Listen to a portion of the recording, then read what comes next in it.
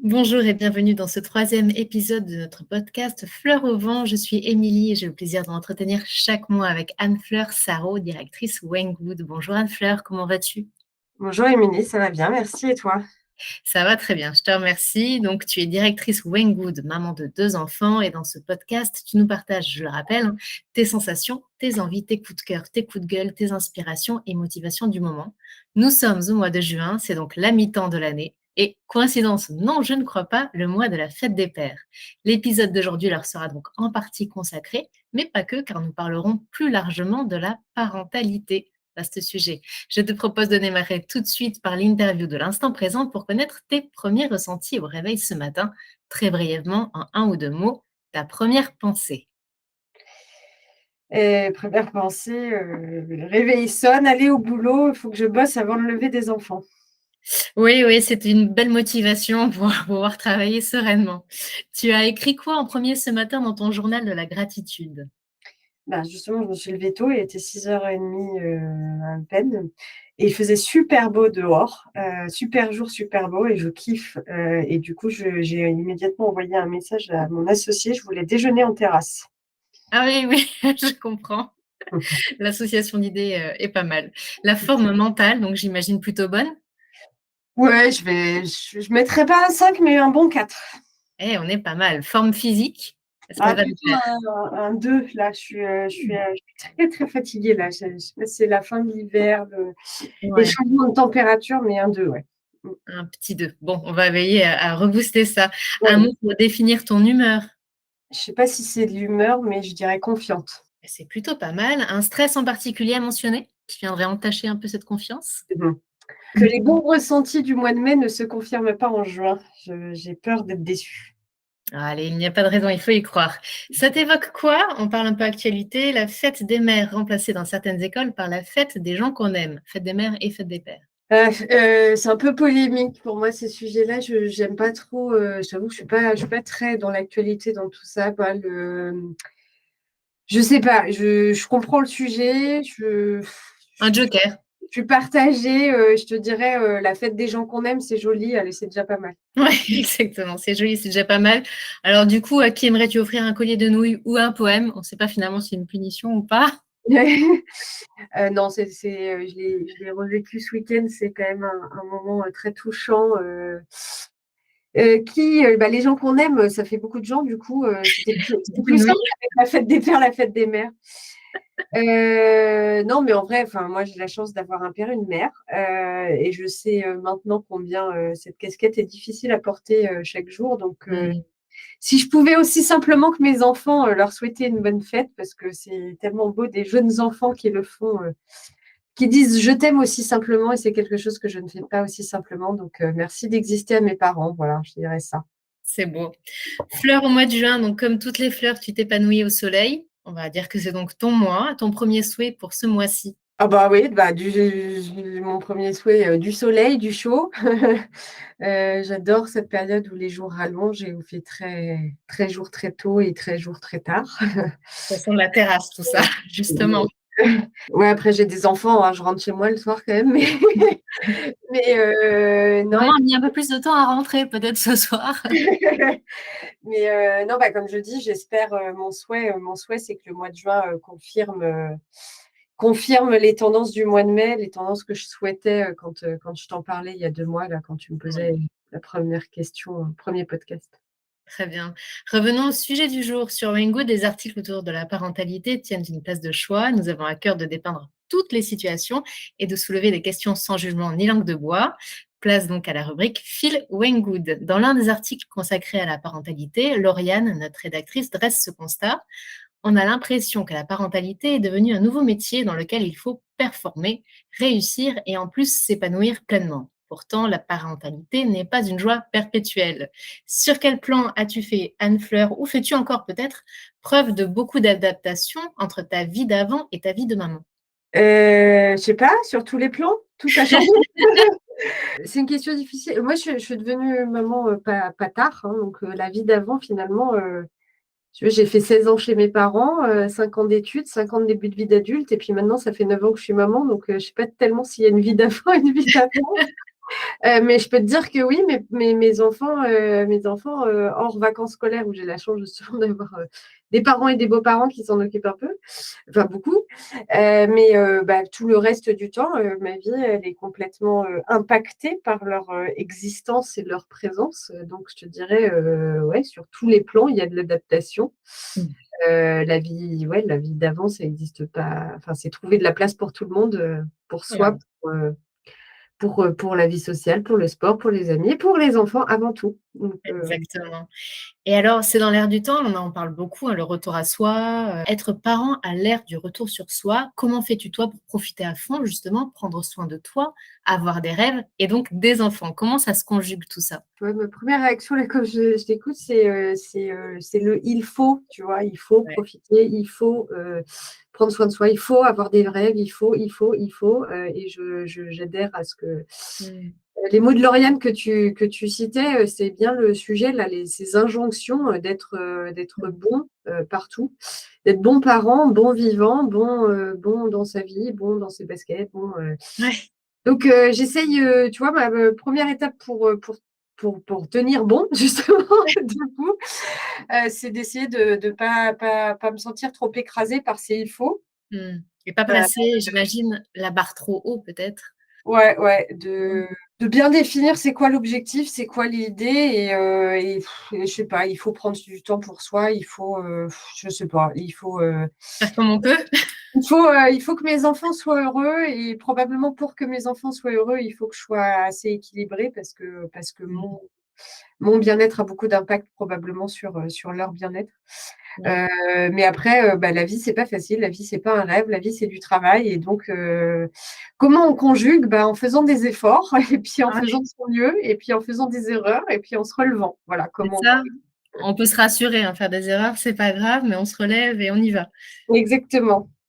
OK. Alors, autre question, le couple versus les parents. D'après un psychiatre, le psychiatre Bernard Jerebowitz, entre un couple sur 5 et un couple sur 4 se séparent après la naissance de son premier enfant.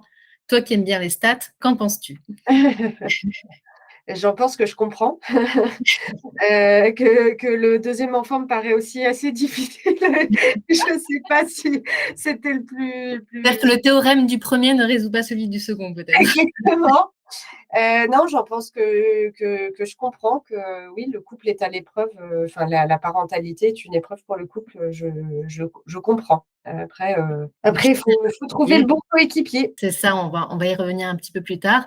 La répartition justement des rôles du père et de la mère a-t-il été facile dans ton cas? Ah, moi, j'ai eu beaucoup de chance, alors ça va te surprendre ce que je vais te dire, mais j'ai eu une césarienne d'urgence pour la première, ce qui a impliqué que j'étais pas du tout capable de m'en occuper, dans les premières heures. Déjà, j'étais Mmh. même pas réveillée, en fait, quand elle est sur Ouais, les premières heures, les premiers soins, et puis, je prends un traitement qui fait que je ne pouvais pas allaiter, la question se posait pas. Et je te dirais beaucoup de chance parce que je pense que dans la logique naturelle, enfin de la logique, en tout cas, je pense que j'aurais été, tu vois, moi, dans mon couple, je suis celle qui fait la cuisine, qui ouais. prend soin, hein, comme, je suis pas très originale comme, sur cet aspect-là. Mais je pense que ça a forcé, et pour lui et pour moi, à ce qu'il apprenne, les premiers soins tout de suite, ce qu'il apprenne à s'occuper d'elle, et je sais pas te dire parce qu'on peut pas faire de test AB comme on dit au marketing. Je sais pas ce que ça aurait été autrement, mais je pense qu'il y aurait pu y avoir un risque à ce que je prenne la main, on va dire, sur des Ouais, aspects où il a été obligé de le faire, et pareil, le biberon la nuit, tu vois, il s'est levé, mmh, il pouvait se lever autant que moi, voire il le faisait parce que, bah, j'avais déjà des journées dures parce que le congé mat n'est pas une sinécure, hein, on peut ouais, se oui. le dire. Donc oui, équilibre qui s'est passé de manière assez naturelle, d'autant qu'on n'avait pas le choix, et j'en suis très heureuse parce que, me connaissant, nous connaissant, ça aurait pu être autrement. Eh bien, un bon point pour ce bon papa. Y a-t-il, donc toujours parentalité, des points de tension qui reviennent et sur, quels sujets éventuellement? Peut-être des sujets plus sensibles que d'autres? Non, pas tellement, entre nous, enfin, disons que oui, il y a de la friction, et comme je dis, les Oui, enfants sont une épreuve, mais sont une épreuve étant donné, bah, la difficulté que c'est de gérer des enfants, les questions que ça pose, les problèmes de sommeil, de tolérance, de oui, patience, donc ça se frictionne comme ça, enfin parce que voilà, enfin mon mari paye pour ma fatigue, pour mes impatiences. J'essaie de pas trop faire peser tout ça sur mes enfants, même si c'est pas toujours facile. Donc forcément, ça clash. Baby clash, je ne sais pas, mais ça clash effectivement. Après, non, on n'a pas tellement de sujets sur lesquels on est, je dirais, pas d'accord, si tu veux. D'accord. C'est assez fluide. Et puis la clé du coup, c'est une bonne communication alors j'imagine? Ouais, tout à fait. Je pense que Mmh. il y a une certaine complémentarité dans nos profils, je pense, qu'on n'a pas vraiment décidé, hein, parce qu'on s'est rencontrés jeunes, on n'a pas réfléchi à est-ce que l'autre Mmh. est bon parent pour faire équipe. On savait pas ce que c'était, donc on n'aurait pas pu de toute Ouais, façon. c'est ça. Heu, mais mais oui, la complémentarité de profil qu'on peut avoir, elle s'exerce, je dirais, dans notre équipée de parents et on parle probablement pas mal de ces questions-là, des choix et on est assez alignés. Après, on a des éducations assez similaires, donc ça joue aussi, ça Mmh. facilite aussi, je pense. On clash pas trop et on en parle, je crois, assez bien. Ouais. Vous avancez main dans la main, c'est bien.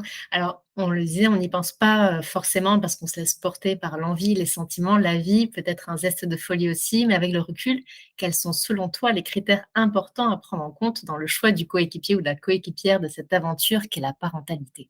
Bah, je te confirme, moi, j'ai pas décidé du tout. J'ai pas réfléchi comme ça à ce moment-là. Mais oui, bah, je te dirais, il faut pouvoir discuter de tout. Je vais te donner, un exemple, un peu perso, mais moi, j'ai un rapport, assez compliqué à la nourriture, à mon poids. Je veux pas le projeter sur ma fille. Ça fait partie, je pense, des choses que je crains le plus dans Mmh. dans la transmission non décidée qu'on peut avoir vis-à-vis des enfants et bah, c'est un sujet qu'il faut que je puisse, discuter, tranquillement, simplement, alors qu'il est compliqué, que je ne l'ai pas résolu, que et cetera et voilà, c'est un exemple que je peux te donner il faut pouvoir, parler de tout, s'organiser, Ouais, prendre les forces de chacun, être vigilant sur les fragilités et puis accompagner l'enfant parce que le centre, c'est l'enfant, c'est pas l'autre, enfin, c'est pas l soi. ouais, Ouais, une équipe, bah, comme ça doit être le cas pour choisir ses associés, pour choisir, ses ouais. coéquipiers, il faut se connaître, s'accepter et trouver la personne avec qui faire la paire, quoi. Exactement, en pleine confiance. Très, très bon message. L'article dit aussi: «Les enfants sont un adorable fardeau. Être parent est aussi contraignant que galvanisant et peut même, pardon, nous rendre meilleurs». Est-ce votre cas? En tant que parent, sur quoi penses-tu que cela vous ait rendu meilleur? Ah, meilleur, meilleur, c'est toujours à l'évaluation. On est bon et puis ensuite on est meilleur. Je sais pas, oui, j'ai beaucoup évolué, c'est sûr. J'ai été obligée, je pense, d'évoluer, d'adresser je sais pas, mes souffrances, mes failles intérieures, de pas les subir, Mmh. de me challenger sur mon rapport au regard de l'autre, je te dirais et sur, mon rapport à moi-même. Ça a été, je pense assez important donc oui, oui, les enfants m'ont fait beaucoup évoluer. Est-ce qu'ils m'ont rendue meilleure? Je sais pas te dire, mais j'ai avancé, ouais. Oui, c'est ça, c'est, finalement en voulant, peut-être épargner nos propres souffrances, hein, tu en parlais, c'est ça, ça nous pousse finalement à essayer de les traverser nous-mêmes par la force des choses Oui, c'est et ça, c'est, pour moi, ma fille notamment, parce que j'ai commencé par une fille, tu as un vrai miroir ouais, bah, tu es en face de toi d'un mini toi ouais. et si tu t'aimes pas beaucoup, comment tu fais alors que tu l'aimes beaucoup cet enfant-là? Donc tu vois tout ce que tu es toi et du coup, tu rejettes ces aspects si tu les aimes pas et pour autant, c'est dans l'être que tu aimes le plus au monde, je pense. Mmh. C'est très, très paradoxal, c'est très perturbant et je pense qu'il faut l'affronter sinon, et je te dis pas que j'ai tout bien résolu, hein, mais je constate ça et je constate cette difficulté que ma fille, j'ai un miroir, j'ai un mini moi en face de moi par beaucoup d'aspects. Mon fils aussi, c'est différent, un garçon qu'une fille.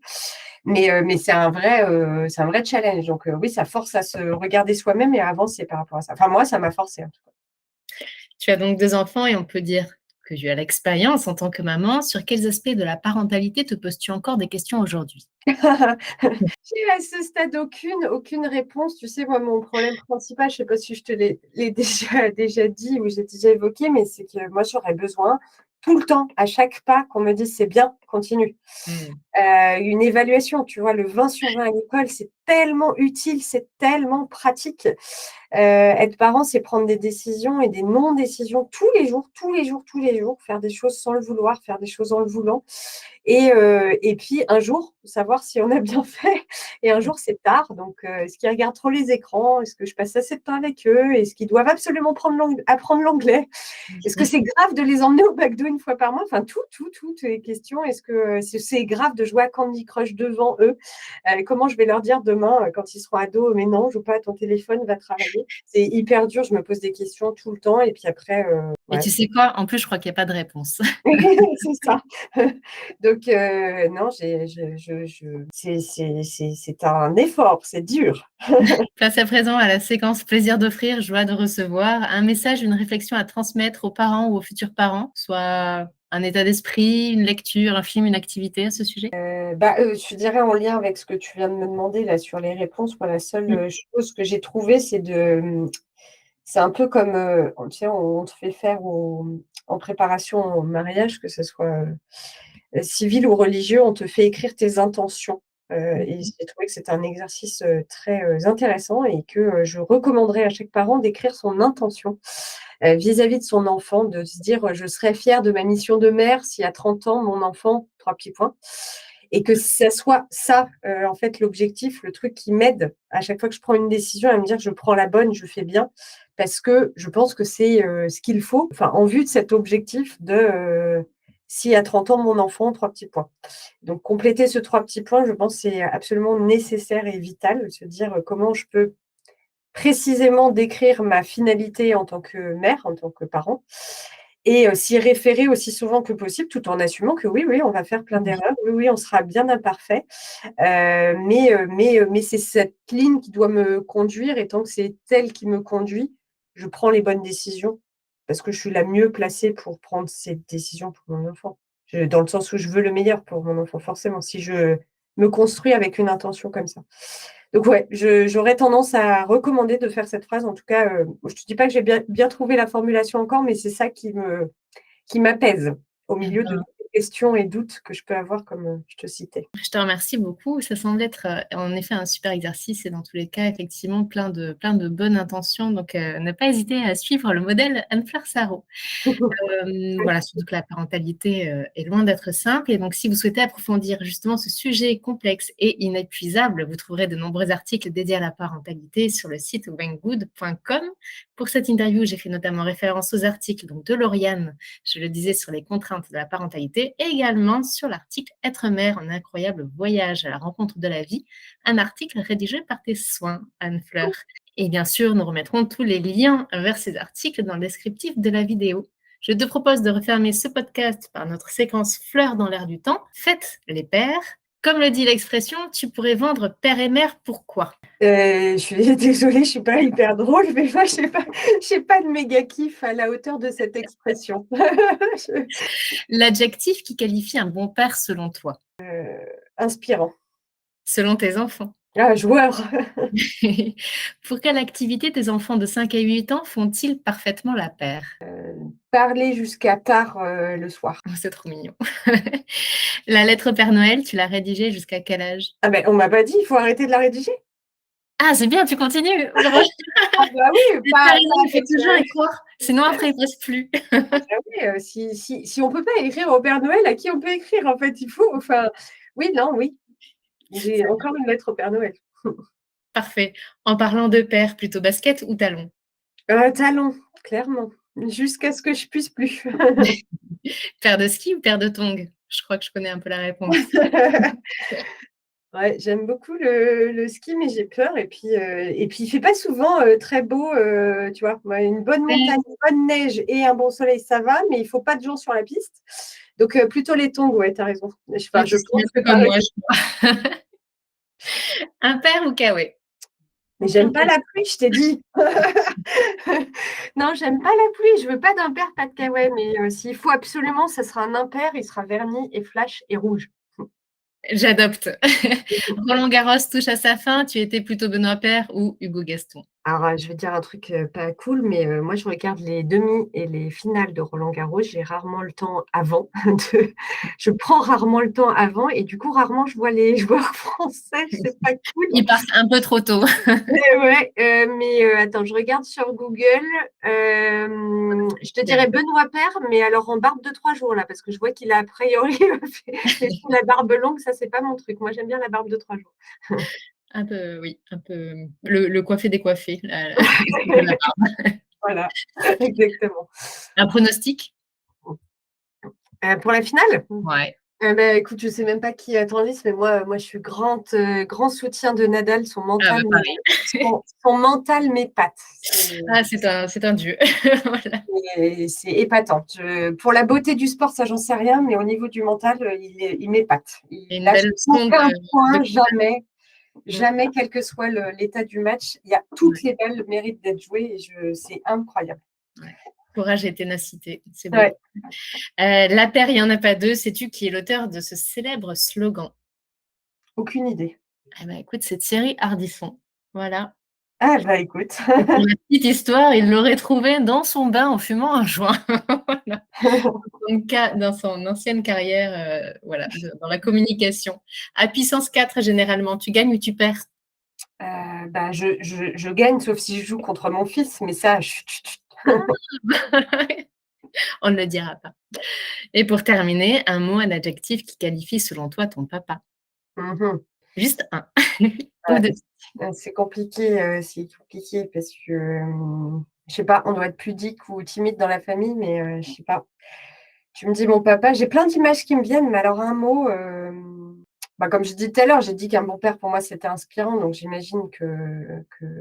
Écoute, je dirais, j'ai vu une phrase là puisque la fête des pères, comme tu dis, c'est dans l'air du temps, j'ai vu une phrase que j'ai trouvée très jolie et que je veux bien reprendre. C'est pas un mot, c'est une phrase si tu permets. Allez, C'est une t'autorise. phrase de Bernard Werber qui dit: «Dans une prochaine vie, papa, j'aimerais te reprendre comme père». C'est beau? Je trouvais ça beau Ouais. et je te dirais voilà, elle me va bien cette phrase. Eh ben, c'est très beau. Merci beaucoup Anne-Fleur pour conclure ce sujet. C'était le mot de la fin. Rendez-vous le mois prochain pour nous partager tes humeurs, tes doutes, tes envies, tes impressions. Merci à tous de nous avoir écoutés. N'hésitez pas à commenter et à poser vos questions à Anne-Fleur en commentaire. Nous y répondrons dans un prochain podcast. D'ici là, vous pouvez trouver l'inspiration dans tous nos articles, podcasts et vidéos pour trouver les réponses à vos questions. Anne-Fleur, le mot de la fin? Oh ben, je te dirais encore une fois merci parce que ce petit moment est fort agréable et que j'aurais envie que, enfin, je pense que tu peux transformer tes interviews en exercices parce que ça fait du bien de répondre à tes questions. Donc, j'invite tout le monde à se poser ces questions-là et ça fait du bien. Merci beaucoup Anne-Fleur. À très bientôt. À bientôt.